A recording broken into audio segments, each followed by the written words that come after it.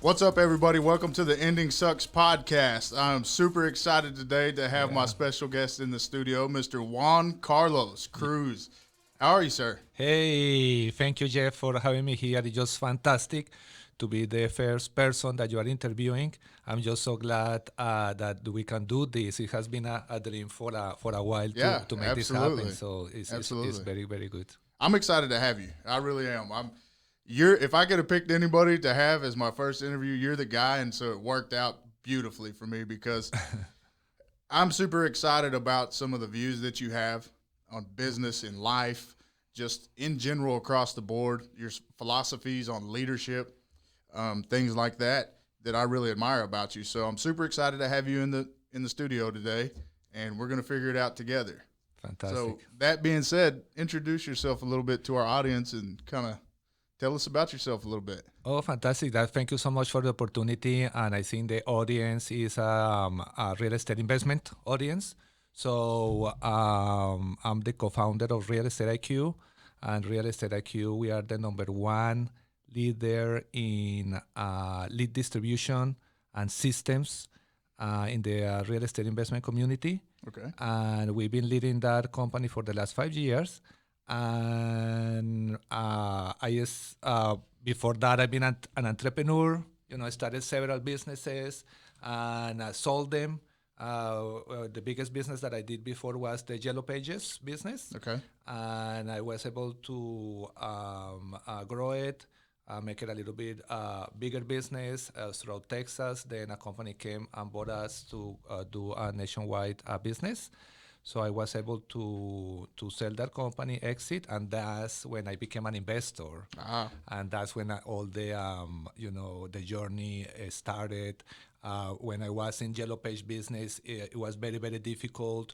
We find some success, and I was able to sell the company. But the Yellow Page business and that marketing business was very small. It was a very, very niche business, very small, and you needed to speak with hundreds and thousands of people to be able to sell this marketing. Really? Yeah, it was very tough. And when we sold the company, I wanted to look for something that had a legacy, that had freedom and that I can find success. And I was looking, what is something that I can learn and that I can spend the rest of my life learning and making it better? And it's real estate. And real estate is what you decided on Yeah, ultimately. the real estate is infinite. Real estate is humongous. We can do all kinds of business. It's very easy to start. Everybody can start on residential real estate investments, and over time, you can become any type of expert. And there are so many, how you call ramifications Sure. or areas that you can go through and go deeper and understand it. And I think it's a lot of possibilities. I think it's fantastic. So a lot of possibilities, room for growth, easy to get started. That's kind of what I'm hearing from you. So talking about your first business, I want to back up a little bit. You jumped right into the real estate thing. Tell me about. I want to have conversations too and open up and really get to know you as a person and also as a businessman. So from Colombia originally, correct? Right. And when did you come to Texas? I came in Texas in 1994 94. Okay. to study English as a second language. Okay. You knew right where I was going with that because I wanted to know if the business is what brought you to Texas, but you came to actually study English. Right, right. Interesting. Yeah, I came to study English as a second language at Texas Tech. It was very, very good. I have a little story. When I was a kid in Bogota, when you go to first grade, second grade, we go to bilingual schools. Okay. And these bilingual schools, basically, you learn everything in English, and you only have one class in Spanish, right? Really? And I was doing that, and in third grade, I lost or I flunked. Did I say right? I flunked all the classes, All the English all the courses. English courses, and the Okay. teacher told me you can never speak English. Oh, come on. That was just horrible of a teacher. That's a horrible thing for a teacher to say, isn't it? Yeah, yeah, and they changed me, and then I moved to a only Spanish school, and I grew all my life. And then when I came here to study English as a second language, um, it was a challenge. Sure. It was a big challenge. I did very good. I went for a whole year to study English. I got really good at writing, but it took me about 4 to 5 years to be able to reduce my accent enough to be people to be able to understand me. Okay, I see. And so this was Texas Tech Lubbock? Yep. Were you up there in the Panhandle? I'm originally from Amarillo. That's interesting. Oh, that's awesome. I didn't know you went to school up there at Texas Tech. Yeah. It's it's a different place than here in Dallas, up there in the Panhandle. It's a different set of characters, different people that you meet than what you find down here in Dallas. The contrast is so different up there in the Panhandle. So that's interesting. I didn't know that. I've always been curious about what brought you to Texas. So, Thank you. So you got here, you're going to school, you're learning English. Do you already at this point, are you already thinking about starting a business? So is this, I'm focused on my studies here at Texas Tech, or am I already contemplating what my move is? So what was your goal? You wanted to learn English, but what did you see yourself doing as a career or profession, or did you always know you wanted to be an entrepreneur? Yeah, when I was at that age, I think I was a little bit more. My mindset was not that good. My parents used to pay for everything that I was doing, and I came here to study English as a second language, and my parents were paying for it. And my mindset was that I basically didn't have any goals. And my dad told me at 26 years of age, and he told me, hey, I'm not going to send you any more money, and you have to take care of yourself. And then I didn't know what to do. It was very challenging. I, spent a lot of years living from my dad's monies, and my first job was parking cars. Okay, That so was valet. my first. I was doing valet parking. I was very good. I learned a lot of things. I learned not to work on a 31st of December. I did it. I did it. I work it out and I make it happen. I park everybody's cars. It was fun, but I don't want to do it again. Sure. So yeah, so I did that, and then from there, a friend of mine had a car dealership. He brought me there. I bought a car, and I sold it for a profit, and that's when I started doing business. Right. So that kind of got the juices flowing, just buying and being able to resell a car and make a profit. Right. So, and the main thing is it was my mindset. I had to leave it and work very hard with my hands and parking cars, and and also I did some time delivering pizzas. Okay. And that made me realize that I needed to finish school, I needed to do my business, I needed to move forward, I needed to do things for myself.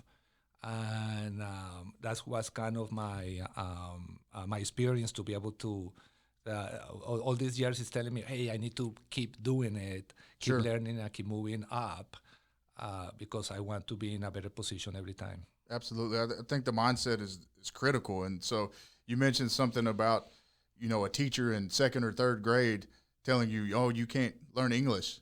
She's creating this limited belief for you and saying, no, you can't do this. And that's, and you came to this point where, yeah, I can. You're not going to let something like that hold you back. And so it's like the mindset thing and the growth is so critical, I think, for people like you who are starting businesses, entrepreneurs. Mindset's huge. So I love that you bring that up and talk about it. It's one of the things that I really appreciate with you. So you're working, you're doing valet, you're educating yourself, you're trying to get yourself out of that. What is your first – you have this experience where I've bought a car, I've made a profit, now I think I can start doing something else. So that was a catalyst maybe for you starting a business, because at this point, you're doing real estate IQ, you're doing very well with that. But I like hearing some of the background story too, to let people know where you come from and where you're at now. So what was your first actual business that you were trying to get going? Yeah. So I was very lucky when I was selling that car. I decided to place an advertisement in a magazine. And in the magazine, you could place an advertisement for $10 and you put your car for sale until it got sold. And I said, oh, that's a really good deal. Yeah. So I called and I say, hey, can someone come here and take the picture? So they send someone to take the picture, and at that moment the photographer was not available, so the manager came. Okay. And he showed me all the magazine, very, very nice magazine. They come from California. It's like 100-page magazine with selling cars, all kinds of informations. And I asked him, hey, why you don't do this in Spanish? He tells That's me, oh, I like the idea. And brilliant. and then we started from then, and it ended up that I did a magazine for them in Spanish for cars. Wow. Okay. I Yes. had no clue. Yeah, that's Yeah. great. Yeah, so I was able to do that, and they pay for it. I put all my work, and then we created a magazine to sell cars, all in Spanish, and I did it for a couple of years. It was very, very good. The whole company went bankrupt, so then they sold it to me. Then I was the owner, and then I sold it to these people that they have a yellow page business, and I partnered with Okay, so them. that's where that came from. And then I was able to have a bigger team, and it was a good point of being able to do a lot of sales, being able to speak with a lot of people, to communicate, to give ideas. I think that's the key is a good communication skills, or how you call having the energy Yeah. to go there and meet a lot of people and try to do business with people, good business. I think that has been my interest in Texas, and I can tell you, hey, Texas is the best. I think the best state to do business. Okay. It has been fantastic for me. Texas is a great state to do business. Lots of opportunities. I think that is for us to take those opportunities. There are enough opportunities if we are smart enough and intelligent enough to work hard. There are enough opportunities for everybody, and we can reach our goals with all these systems that we have in Texas Sure. to create business and to create money. Absolutely. That's awesome, man. So that I didn't know that whole story, so that was really enlightening for me to hear that, and I appreciate you sharing that. So now you're to Real Estate IQ. So you're getting out of the yellow pages. You've sold the yellow pages at this point. Now you're focused on this. How do I get this freedom? And I think is what the word that you used earlier. And you see that real estate is super diverse. So I know with Real Estate IQ, one of the things that you really pride yourself on is being able to find a deal and help other people be successful in real estate as well.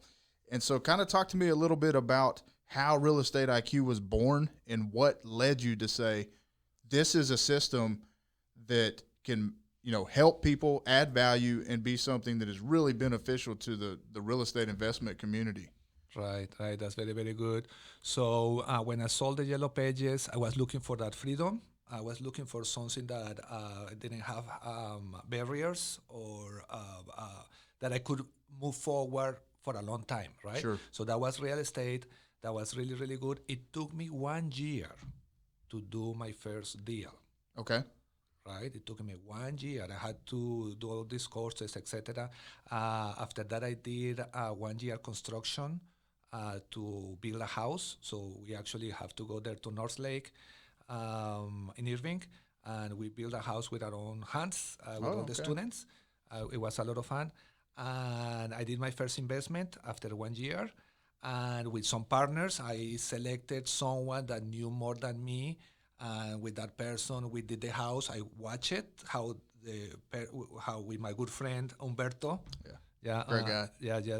with Humberto and Carol Rodriguez, I did my first investment, and I saw how they did it, right? Okay. So that was very, very good. And then when I did it by myself, in the first 6 months, I did 1 or 2 deals, and then over a period of 3 deals, I did over 200 fix and flips. Wow. So that is incredible. Yep. Yeah, 200 fix and flips, and all of it on the MLS. Oh, not all of it, 90% MLS deals. Yeah. So that's I want to talk about that for a minute. That's a huge thing. So I go to a lot of investor meetups, as you know. I talk to a lot of other investors, and a lot of people don't think that there's deals on the MLS, and that's crazy. So you're sitting here saying I bought and flipped and fixed 250 houses, 250 houses, 90% of them you bought on the MLS. Right. So what do you say to that person that says there's no deals on the MLS to be found? Okay, so there are deals everywhere, right? There are deals on the MLS, there are deals off market, on the pre-foreclosure list, on appointment of substitute trustee, on liens, etc. Right? Sure. So there are deals everywhere. And what happened on the MLS is that there are deals, but the deals is just a minority. So out of, for example, right now we have about 100,000 listings that are active in the 4 major cities in Texas, right? Okay. In these 100,000 properties, only about 5% can be considered a deal A to deal. be looked at. Sure. Just a deal to start. So in order to find those properties, it's time consuming, it's difficult. And so what we did, so we created systems to do it really quicker, where the computer analyzes thousands of properties every hour to give us the good deals on the MLS in an instant. So that's the key, is to have systems that analyze thousands and thousands of properties and is able to give us what are the good deals. We don't need to see 95%. Right. We only need to see 5%. You're looking for the 5%. Within that 5%, we are only looking for a 1 or 2 deal. And for that 5%, we are looking for 1 or 2 deals, right? So let me repeat it. So what happened is that on the MLS, you have 95% of deals that you don't want to be looking at it. It's a waste of time. It's a waste of time and resources. You're only looking at that 5%, and within that 5%, there is a few deals that you can pick from. Sure. And that's the key, to have the systems to be focused on the possible good deals. And so that's how the MLS Deal Finder was born, right? From that mentality and that understanding. And what were you doing prior to that, to actually, before you came up with this concept of having an automated system to be able to find this 5%? What was that like to go through the MLS and actually try to find these deals? Because I've talked to a lot of realtors and they're like, oh, I'm scouring the MLS looking for deals, and it goes back to what you were saying about being a time drain and time suck to really find that needle in the haystack that's on the MLS. So can you talk a little bit about the process that kind of maybe frustrated you, or that you saw that you can improve on to come up with that product? Right. So my specialty is on doing CMAs. Okay. I'm kind of an expert on. So for our audience that doesn't know what a CMA is, can you just briefly say what a CMA is? Yes, a CMA is a comparative market analysis, and is evaluation that you do based on the properties that have sold around the subject property. Okay. Right. So that's a basic CMA, and I'm kind of an expert. I done thousands, hundreds of thousands, I can say millions of CMAs at this point in time. And we created the systems to do large volume of accurate CMAs. But at that point, when I was doing it myself and when I was starting, I did it myself. I had these humongous spreadsheets, and myself, I was doing, I don't know, maybe 50 to 100 CMAs daily. Wow. So I was very, very focused on finding a lot of deals, and in order to find deals on the MLS, I really need to analyze every day at least 1,000 properties. Out of 1,000 properties, 150 to 100 required to do a CMA to find opportunities. And then out of those 50 to 100 properties, I got about 20. And those 20 is where I focus to place offers. Yes. I didn't focus on actually winning deals. I actually just focus on placing offers. So talk to me a little bit about placing an offer then. So if you're new and you hear this and you come across this deal, okay, even if it's a deal that Real Estate IQ, MLS Deal Finder finds you, making this offer seems like a big challenge for a lot of people that don't understand the concept or how to go about actually making an offer. Right. Especially if you don't have a realtor involved, or you're not being represented by an agent, and you're just trying to go out and you're trying to find deals and actually offer something for the property. So can you talk about that a little bit? When you say make an offer, what is the actual kind of process that you go through to make that offer? Yeah. So when I started as an investor, I didn't know everything. And I think this is a really good advice for a newbie, if you want to, or a beginner, right? If you want to make deals, don't focus on buying the house, right? Focus on making the offer, and Like that. get educated, learn a lot.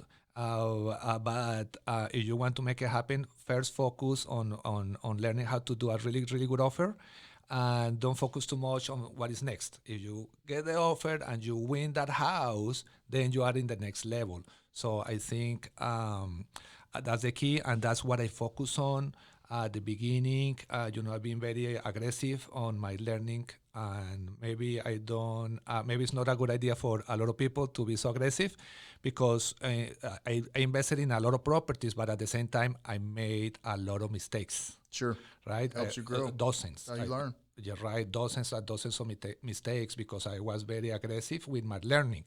And one of the main things that I did, that I thought that is very cool to say, when I did my first rehab, on my second rehab after my friend Umberto, then I did it myself, and it was a very cool house. I bought it on the zip code 75217. Okay.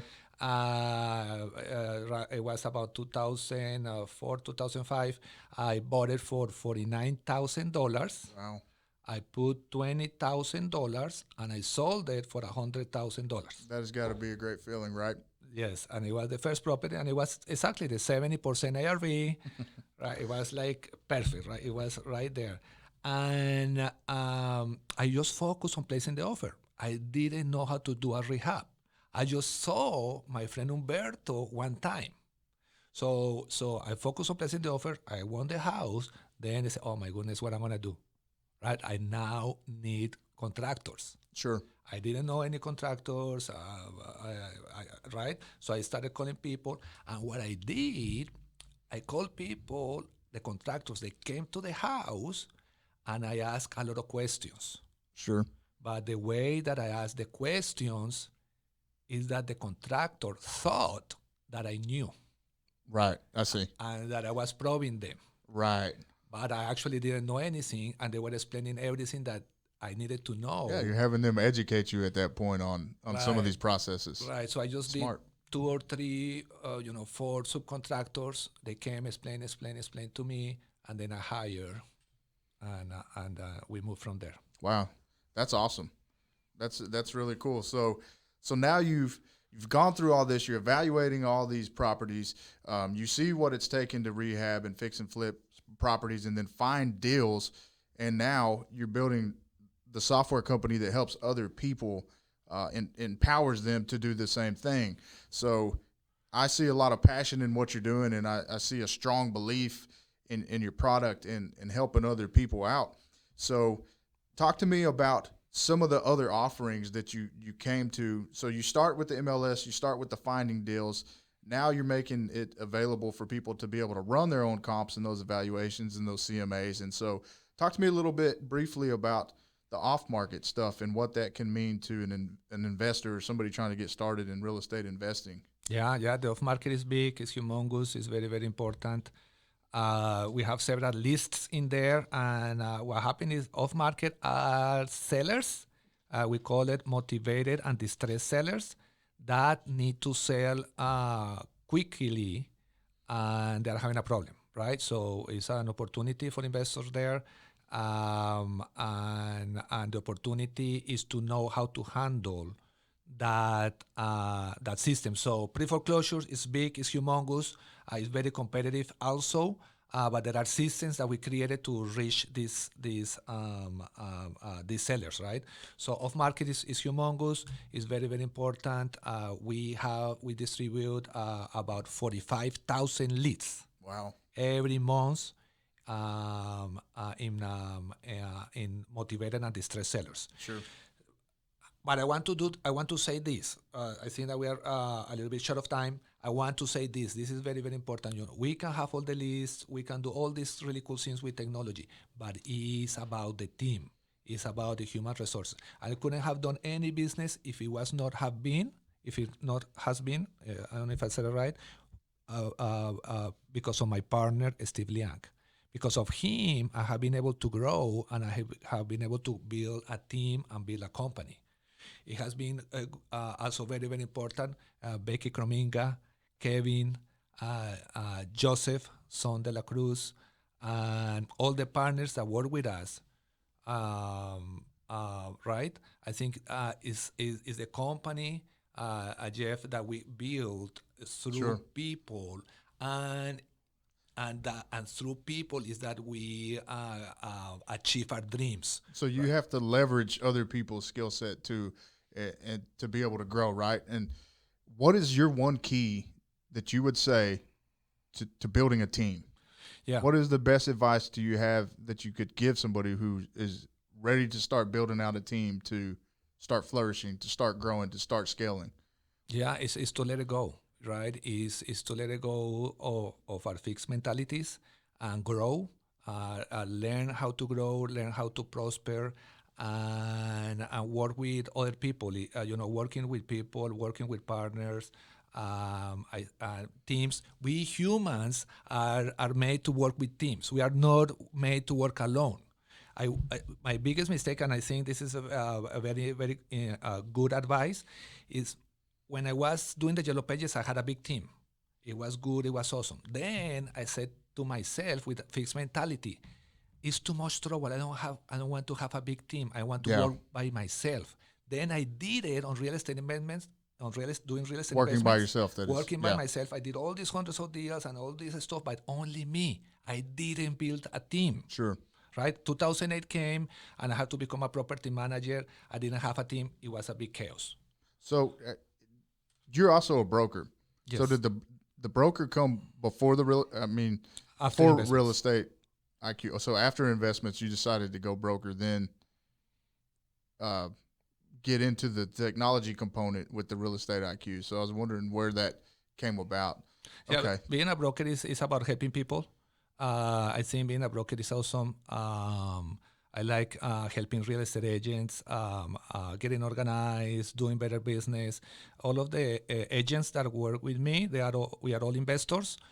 We do a lot of residential real estate investments. We do commercial. We have a good group doing commercial investments, and also we like to do business brokerage. I think it's awesome to analyze financial sheets and to understand how different businesses create business and give supply and give employment and have all these products. And there is a lot of relationship Sure. between business and between real estate, and thus it creates more opportunities, right? When you think about real estate and the business and how that combines, it creates another set of opportunities to do business. Absolutely. I love that. And that's one of the reasons that I wanted to have you in here is that passion that you exude when you just were talking about this. It's just, I see you light up. You're so passionate about it, and you're so passionate about helping other people. So we're getting close to the 28, 29-minute mark. I want to give you a chance, to go ahead and tell people, where they need to go to find your product and kind of give us a rundown of who maybe you can help with the products that you're offering. I think you've added a lot of value to anybody who will be listening to this podcast in terms of building teams. I think that's great, talking about that and your experiences with that, and also hearing that the man and the mind behind this sees the importance of the team, not only seeing the importance of the team, but actually has been in the trenches and done this and developed this system to help other people do the exact same thing and giving them the resources that are going to benefit them in the long run. So I really appreciate you coming in and talking about that with me. Thank you. Thank you so much. I think it's good. Thank you for this opportunity of talking to you and expressing these ideas. I think it's very, very important for us to say that we can achieve the entrepreneurial dream. And the entrepreneurial dream is humongous. Real estate, there is a big opportunity on real estate. There are so many things that we can do. It just requires a good mindset of being a growth-oriented person, that you want to keep learning and learning and learning. And if we are a growth-oriented person, we have a good chance of making it happen on real estate investments. And I think that's the key. That's the key. Great. Yeah, that's it. So how do people get a hold of you, and where do they get to your website, et cetera, if people want to come check out Real Estate IQ and learn also more about Juan Carlos? Oh, fantastic. We love to work with investors. We offer a 45-minute free training. So Okay. this is humongous. Beautiful. We invest and we are offering to everybody a 45-minute free training on our systems. Just go to realestateiq.co, realestateiq.co, and just click on the demos, and then you subscribe for a demo. Also, we have freebies, and the freebies, we have the free deal of the day. And nice. We have very nice reports. We call it the foreclosure reports, statistics reports that we offer for real estate investments. This is very important. We offer some data that other companies don't offer. So can you give me an example of that? So we offer really good foreclosure data, specific for the markets in Texas, that goes deeper and tell us how many properties are we moving and are the valuations of those properties, so we can understand how the market flows. Awesome. I love that. So realestateiq.co, definitely go check it out and learn what they have to offer. So to try something out, we're going to end up here. I've got a couple of rapid fire questions that I just jotted down. I don't know if I'll make this an actual segment on the podcast or not, come up with questions or tailor questions that it's just a quick response. All right. So I'll ask you, 4 or 5 questions, and you just tell me what comes to your head. The first one is actually multiple choice questions. And now, the clock is ticking. Get ready for the Real Estate IQ Rapid Fire. Rapid Fire. Question I jotted down is, which is more important to success? And everybody defines success differently, but just in general, what is more important to success? Passion, purpose, determination, or consistency? Consistency. I would agree with you on that one. I like that answer. And so this is kind of weird. This is something that I actually had to do with I think I did one of these with you guys, and I did one with my employer, and I kind of actually really liked it. But have you ever taken a DISC test, the DISC test? So if so, what are you? Oh, I kind of the person, the leader. So the influencer, the influencer, the I. Okay, right. Good. The I, I think with a little bit of the I with a little bit of I don't recall exactly, but everybody's a mixture of all. But I just like to see what is the. I'm gonna go ahead and move on to the next question. So here's this kind of is time money, or does money buy you time? Money. So people a lot of say time is money. Right. Time is money. Time is money. And yeah, but you need to make the money your slave. Exactly. I love that. Great answer. So, what was your childhood dream when you were a kid? What was your just one thing that you wanted to do that you thought? Firefighter. Really interesting. Okay, great. Juan Carlos, it was a pleasure to have you on the Ending Sucks podcast. It was a lot of fun, man, and I hope that you'll come back and join me and we can do it again. Thank you so much for the opportunity, Jeff. I really, really appreciate it. All right. Thank you so much.